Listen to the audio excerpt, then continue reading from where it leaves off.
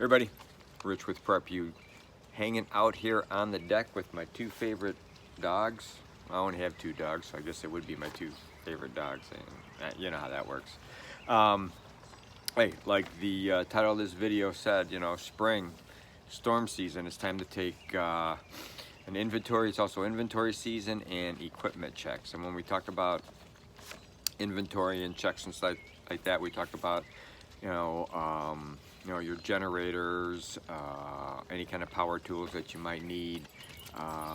Also, you're going to do your inventory checks on your supplies. You're also going to do your inventory checks on your car preps and your stockpiling and any emergency stuff you might need. Stuff to to cover windows, to cover roofs. We talked about this, board up equipment. All that kind of stuff. If you want to check that out, we've got a couple videos that kind of go over all that stuff. Hey, before we get too far, this is the point in the video I want to say thank you subscribers very much. I really appreciate it. If you're not a subscriber, see the sign right there? No, you don't, because I don't know how to do that. Subscribe. We'd appreciate you subscribing and ringing that bell. And please comment as often as you can. It always helps our analytics. We're almost 1,900 subscribers, so hey, get your wife, get your husband, get your significant other, get your kids, get your dogs. Everybody needs to subscribe, and we want to get over that 2,000 mark. That would be so awesome. But let's get on to the video. Enough about you subscribers, more about me. No, I'm just kidding, more about spring. So it's spring, and we know with the warmer weather, we're going to get storms. Like right now, we're on the cusp of some storms coming in. A couple days ago, it was 60. Yesterday and today, it was 87 and 83 respectively. Tomorrow will be 61. The next day will be 63, and then 67. So it was windy, really windy all day, bringing up some of this Shiloh, some of this really colder weather. So we know when those two fronts hit, we're going to have some issues. All right, so that's what we're talking about, time. So like I said, now is the time to do your supply inventory, run your generators, check your fuel supply, make sure you have plenty of fuel to get it. Unfortunately, you're paying $5 to $6 a gallon or more for your fuel right now. It might be a good time to upgrade. It might be a great time to upgrade to a solar generator or just a second gasoline powered generator. You ever notice that whenever the news goes to a place that really had a really bad storm, it's like beautiful. The sun's out, the weather's warming up, sometimes too much. So solar generators, you're not gonna, you may not use them during the storm, but after the storm. So great backup to have a solar generator. All right, check your weather radio. If you don't have a weather radio, get a weather radio. If it takes batteries, get extra batteries. If it's a crank, well, that's cool too. Or if it's solar, that's also very cool. We talked about in that one video, we have that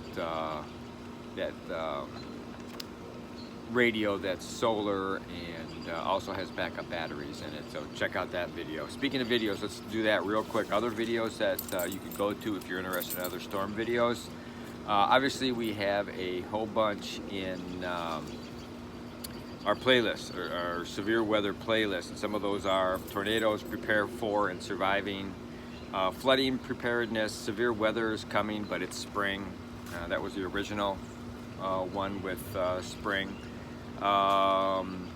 Storm prep, generators, coolers, and ice packs. Make sure you have plenty of ice packs in your freezer ready to go, and coolers in case you lose power and you really need to put food somewhere. Put it in the coolers. Here's a tip on your cooler. Also have aluminum foil. All right. When we did triathlons, a couple buddies of mine, when we would go to different places, we would pack stuff in coolers. We would put aluminum foil over the top, ice and then aluminum foil. For some reason, that ice never melted. You put the aluminum foil on and you put the top on top of it. Amazing. Try it next time you're going for a picnic or you're going to the beach or whatever. Throw some aluminum foil on top of the ice that you're keeping everything cold. Shiloh, cut it out. There's also aftermath lessons learned. When we had the bad storm, we lost power for a few days. Hurricanes, tornadoes, and flooding. Like I said, these are all in our severe weather playlist. You should have multiple weather apps on your phone. You should be able to understand how to use them and figure out which one's the most accurate and use that one.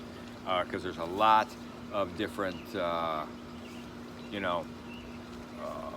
weather apps out there. Some are just cheap, others are really good. Some of the radars are really good at some of those stuff. All right, so like I said before, make sure you have your board of supplies. And if you are in a flood-prone area, it's always good to have a supply of sandbags and sandbagging material, otherwise known as sand. Ready, available, good to go. I've never had to do that. I've never lived in a flood-prone area. We've had flooding before, but nothing really major. I do know that you don't keep the sand in the bags because it gets bad. Now, they're not using cloth bags anymore. I know they're a polyfiber bag that ties, but if you're in a flood-prone area, definitely get that. Prepare an area in your basement that isn't full of clutter. You're not by any windows. You're in the southeast corner of your house. That's where you want to be in case your house collapses. That's the best area because most tornadoes come out of the southwest. If you want to be in the southwest corner, east is behind me, southwest corner, because that's basically where a lot of the tornadoes come up, out, and through. Although for those of you that are subscribers in Plainfield, Illinois, that one didn't come out of the southeast. It came out of the southwest. It came out of the northwest. It was kind of a different kind of storm. It was very weird. All right. So when the storm comes, if you have time, obviously you want to put away outside items because you don't want to wake up the next morning and find out that all your stuff is like 3 blocks over, and they're using it for patio parties. You want to close your windows. There used to be the story about when tornadoes come, lift your windows, equalize the pressure.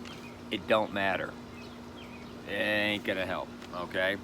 For those of you out in the country, make sure, or even some people in the city, I mean, they have chickens and other stuff like that. Secure your livestock. That's really important, all right? I do know, I have heard of some farmers letting the animals go out of the barn, let them run and seek their own shelter. I don't know if that's good. You out in the country that have, cows and cattle and sheep and, do what you got to do. All right, and when the storm hits, gather your family and your pets and head for safety. All right, that's what you need the weather radio for. You can kind of monitor what's going on.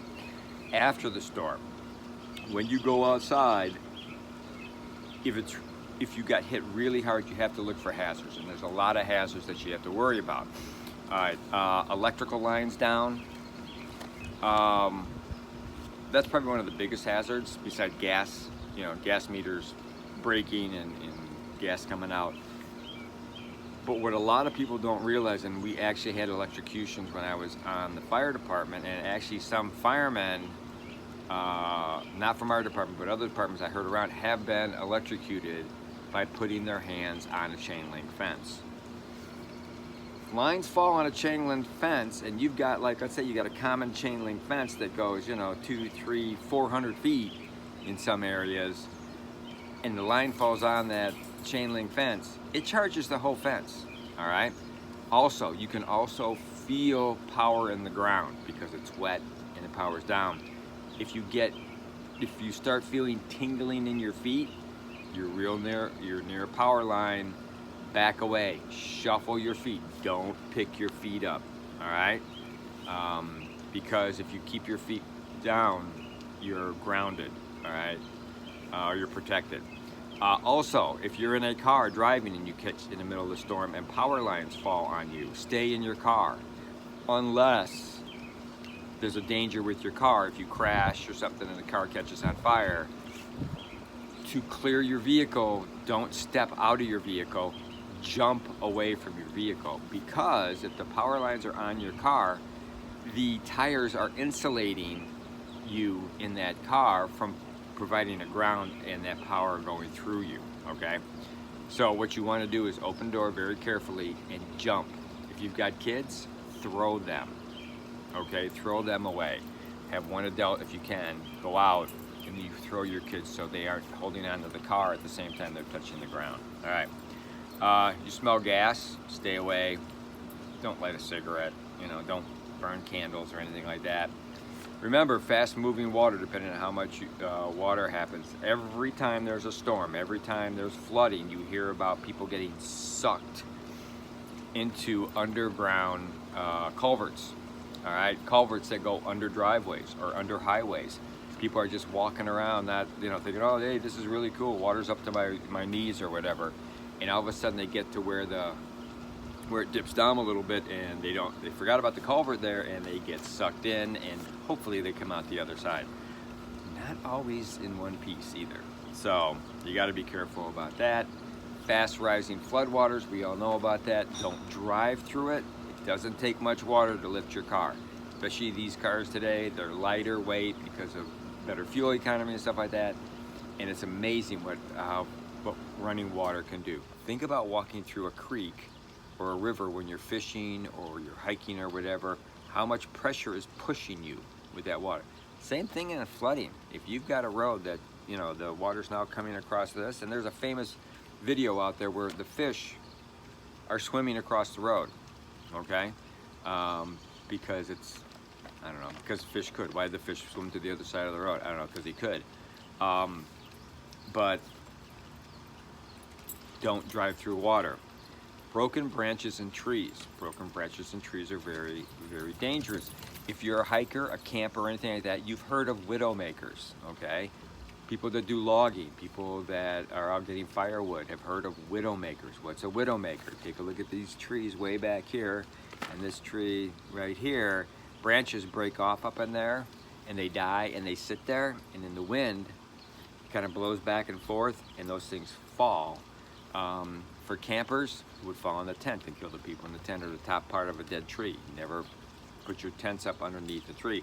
After a storm, there's always kind of branches and stuff like that that are sitting up there, and it doesn't take much but gravity to knock them out of the tree. So everything I've detailed is in much more detail in the different videos that I have. I would suggest you go to those videos, take a look at them. Lil, thank you. And check them out. Like I said, the best place to go, you know, on the channel, Prep U, is to the playlist for storms. All right, that's your best spot to go. And then you'll be able to pick and choose what video you want to see. Other than that, you know, after the storm, whatever furniture and stuff you didn't get put away, go look for it, and whatever neighbor's furniture ends up in your yard, take it back to them. It's only fair. But that's it. So thank you very much. I appreciate it. With all our videos, we always tell you to always be aware of your surroundings. And considering this video, look to the sky. And right now it's getting darker. It's getting windier again. I'm going to end this video and get out of here. Because I don't feel like, in one of those videos, you'll see I'm talking under eave of the house, and there's a lightning bolt that comes right across the driveway. So that's kind of a fun video. It freaked my wife out because she was in the kitchen just watching. But anyhow, always be aware of your surroundings. Always keep your eye to the sky and everything else that's going on. Make sure that your prepping shelves are fully stockpiled. And please, please, please, please prep like your life depends on it, because it really does. Thanks a lot. Talk to you next time. Be safe out there.